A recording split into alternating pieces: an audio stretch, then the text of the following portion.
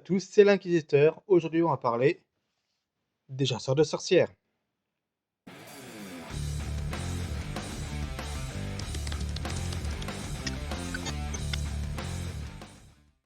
Donc, voici le Codex chasseur de sorcières, sorti en avril 2004. C'est donc sur l'Ordo Hereticus. Il n'y aura jamais de tome sur l'Ordo Xenos, parce qu'avant, on avait eu, l'année d'avant, le Codex sur l'Ordo Malleus. Et donc, ce Codex est plutôt intéressant. Donc, c'est le Codex chasseur de bataille également, auquel on avait joint l'Inquisition, donc l'Ordo Hereticus. Donc là, je vais aller un peu plus vite que d'habitude, pour que ce soit un peu plus condensé. Là, en gros, on dit pourquoi avoir une armée de chasseurs de sorcières, une armée de sorts de bataille. En gros, juste pour nous dire qu'avoir des filles en armure énergétique avec des cas qui brûlent des trucs, c'est cool. Et ouais, ils ont pas tort, avec des assassins, tout ça. Donc, je plus sois. Ça, c'est vraiment magnifique.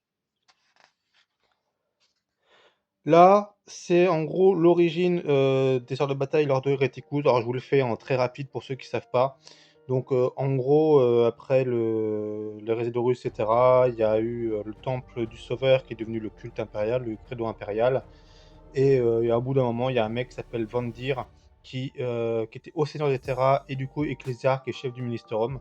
Et qui en gros était complètement parano, il avait le pouvoir sur tout. Et il s'est mis à faire des guerres un peu partout pour asseoir sa domination. Ce qu'on a appelé l'âge de l'apostasie, le règne de sang. Il a trouvé sur Sandleor une troupe de guerrières qui s'appelait les filles de l'empereur. Il les a pris comme garde du corps et les a appelées les promises de l'empereur. Il y a un gars, Sébastien Thor, qui est très très connu de cette époque-là, qui a dit bah stop en gros. Donc il s'est rebellé. Il a comment dire, Vandir, il a envoyé une grosse flotte de l'Ecclésiarchie pour le poutrer et en fait ils sont fait ravager par une tempête warp qui s'appelle d'ailleurs la colère de l'empereur. Maintenant ils l'ont appelé comme ça, comme si c'était l'empereur qui serait intervenu pour éviter ça. Du coup, les Astartes et le Mechanicus ont rejoint Thor, ils ont attaqué le palais impérial. Les custos sont pointés, ont chopé Alicia Dominica, qui était la chef des promesses de l'empereur. Ils ont emmené elle et ses guerrières les plus fidèles au trône d'or. Donc elle a vu l'empereur, et quand elle est sortie du trône d'or, elle a été complètement métamorphosée. Elle a été chopée, vont dire, et la décapitée. Voilà. Tac, ça c'est clair. Et du coup, c'était la fin du règne du sang et de l'âge de l'apostasie. Donc Thor, il est devenu ecclésiarque, il a fait des grandes réformes pour en fait diviser tout. Avant, c'était qu'une une seule chose. Il a tout divisé pour que pas qu'un seul homme puisse tout contrôler. Et il a fait le degré de passivité qui, en gros, l'Église Cersei n'a plus le droit d'entretenir les hommes en armes. Donc c'est pour ça qu'ils ont les sœurs de bataille qui leur sont rattachées, qui ont une légère indépendance, mais quand même rattachées à l'Ecclésiarchie. Et dans la foulée, l'Inquisition a créé l'Ordo Hereticus. Et plus tard, ils ont fait un. Il y a eu un. Comment dire pas un pacte, un décret qui rattache l'Adeptus Sororitas à l'Ordo Hereticus, en même temps qu'à l'Ecclésiarchie. Donc l'Ordo Hereticus, c'est quoi? C'est l'ordre qui est contre l'ennemi intérieur, donc les mutants, pas les mutants, les mutants, les psychers, les seigneurs dévoyés, etc. Alors que l'Ordo Malleus et l'Ordo Xenos sont contre l'ennemi extérieur. Eux, ils s'occupent de l'intérieur. Il y a vraiment des très très belles images dans ce codex. Donc là, on parle des radicaux des puritains. Alors c'est très simple. C'est très simple. Disons que contrairement aux autres ordres, c'est un peu plus complexe. Mais si je fais un truc simple, en gros, les inquisiteurs radicaux sont ceux qui n'hésitent pas, comme toujours, à utiliser les armes de l'ennemi contre lui. Donc la plupart sont des psychers et compagnie. Et les puritains, disons qu'ils sont... Alors, les plus puritains des puritains, ils remettent carrément en question les astropathes, les archivistes Space Marine et compagnie. Ils disent, attends, on est contre les psychers, alors pourquoi on en utilise nous? Mais bon, voilà, c'est les deux extrêmes. Et bien sûr, plein de gens sont entre les deux, etc. Bien entendu. Hop, on passe vite fait. Les sorts de bataille, ça a une gueule de dingue quand même. Regardez-moi ça. C'est une de mes armées préférées, même si je joue chevalier gris. Histoire de bataille, ça pourrait être une deuxième armée pour moi. Donc, les pouvoirs psychiques Lordo Reticus, tout simplement. Les hommes de main, et qui sont pas les mêmes que Lordo Maleus. Donc là, c'est très très beau aussi. Donc là-dedans, on retrouve les croisés, les sages, on retrouve les familiers comme Lordo Reticus, le chirurgien, avec par exemple les sœurs hospitalières, qui ne sont pas par exemple dans l'Ordo Maleus.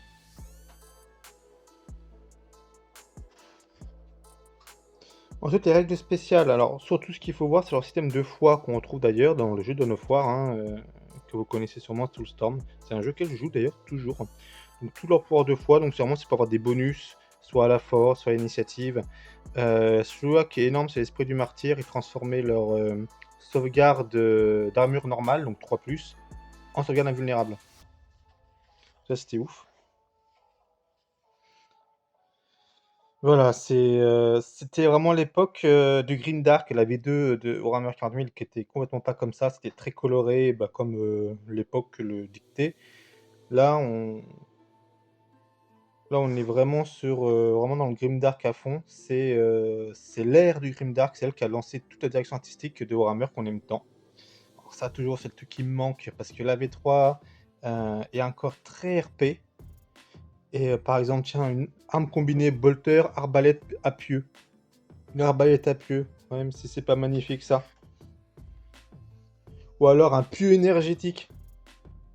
Bon, c'est des petits trucs qui manquent un peu, les options en fait. Voilà, c'est les options, ça manque. Pour pouvoir créer son petit bonhomme. Autrefois, on n'utilisait pas trop de personnages nommés, on utilisait plutôt son personnage qu'on avait créé une histoire. Les nommés, c'était vraiment pour des scénarios très spécifiques. Donc là, ils nous parlent de comment mettre des sorts de bataille dans les autres armées et qu'est-ce qu'on peut nous rajouter dans la nôtre. Par exemple des Space Marines ici ou des contingents de la garde impériale. Et puis ça, comment utiliser voilà, pour des alliés. Donc le Seigneur Inquisiteur, héroïne de la petite sororita, Chanoness et Palatine. Des prêtres, alors en fait c'est 0,5 prêtres, mais en fait c'était qu'on les mettait dans les autres unités, hein, c'était pas une unité de prêtres. Inquisiteur standard, les arcoflagellants, c'était leur arrivée. Les Célestes, donc en jetpack. Les Repentia, ah, j'adorais les figurines de l'époque, j'en ai pas et il faudrait que je me chope une unité de Repentia d'avant. Donc les Repentia, les Assassins, donc c'est les mêmes que dans l'Ordo Maleus. Voilà. Avec les cultistes de parc, on pouvait aussi avoir dans l'Ordo Maleus.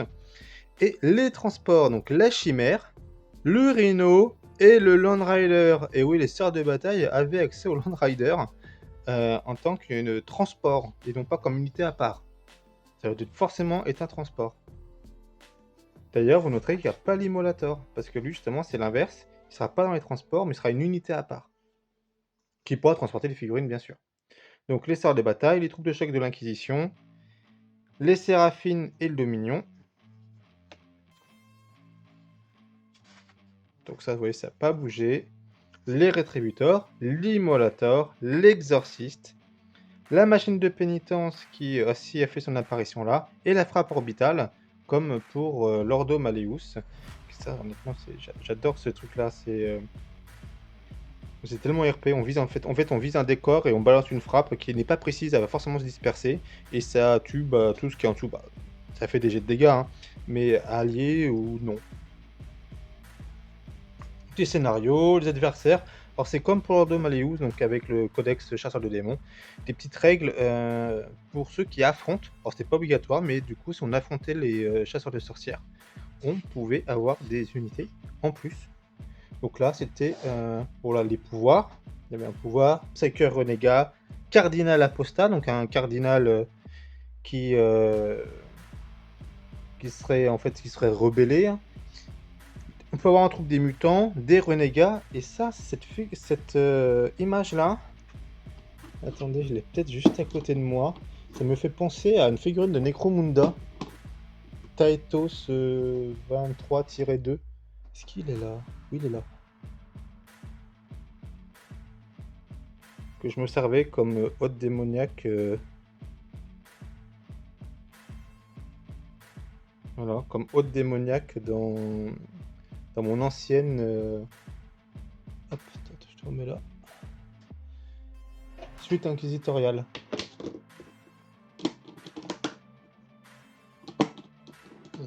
Je referme la boîte. Donc ouais, c'était aussi, il y avait les mutations qu'on peut avoir, genre de petits trucs vraiment sympas. C'est vraiment le côté vraiment très RP. Donc pourquoi ils pourraient se battre contre Tau, pourquoi par exemple leurs deux réticules se battraient contre les Tau, etc. Et là on arrive sur les personnages nommés, il y en a deux.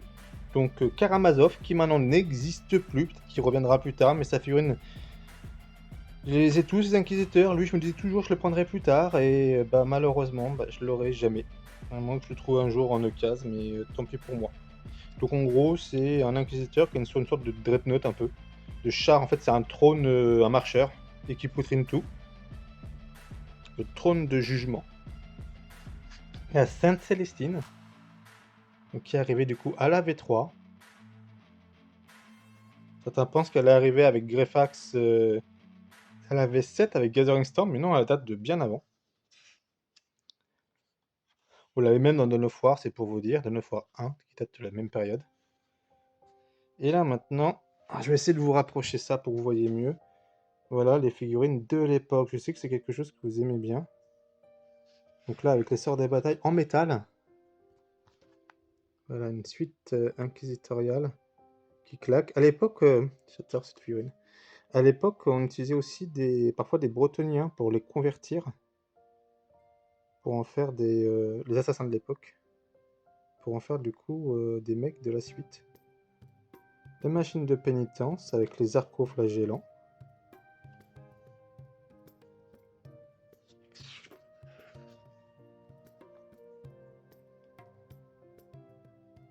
Je disais des bêtises, c'est les Séraphim avec jetpack par les Célestes. J'ai des bêtises tout à l'heure. J'étais trop vite. Les repentirs, elles ont vraiment la gueule, je les trouve bien mieux que celles de maintenant. Alors, toujours dans le même concept. C'est vrai que les poses sont un peu plus statiques. Mais je les trouve bien mieux. Je les adore. Les Tributors.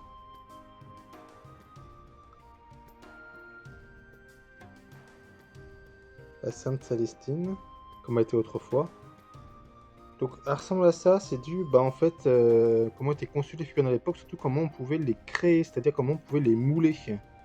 Hein, c'était pas la même technologie que maintenant, et elle était en métal aussi. Donc il fallait prendre aussi en compte le poids, etc.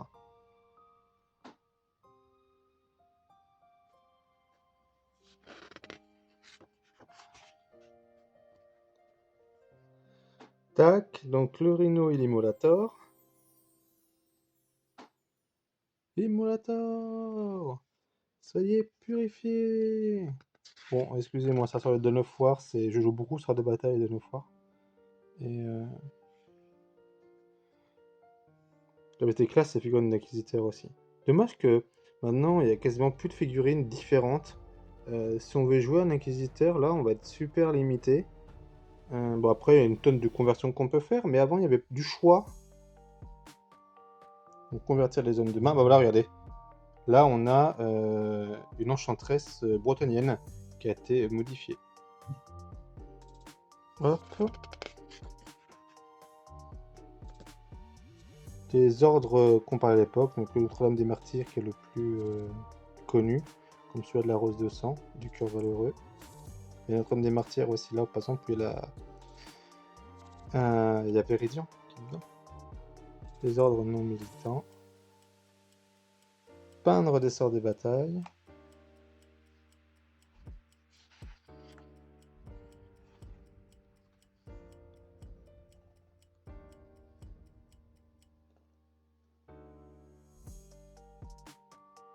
Avec des chevaliers gris ici.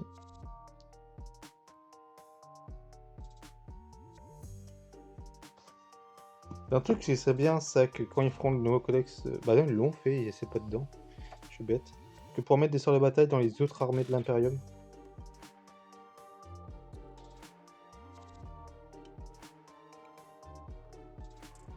J'espère que je vais pas trop vite. N'hésitez pas à me dire en com pour que je fasse gaffe les prochaines fois. Et Black Templar et sur des batailles, à mon avis, ils doivent se kiffer les deux. C'est énorme.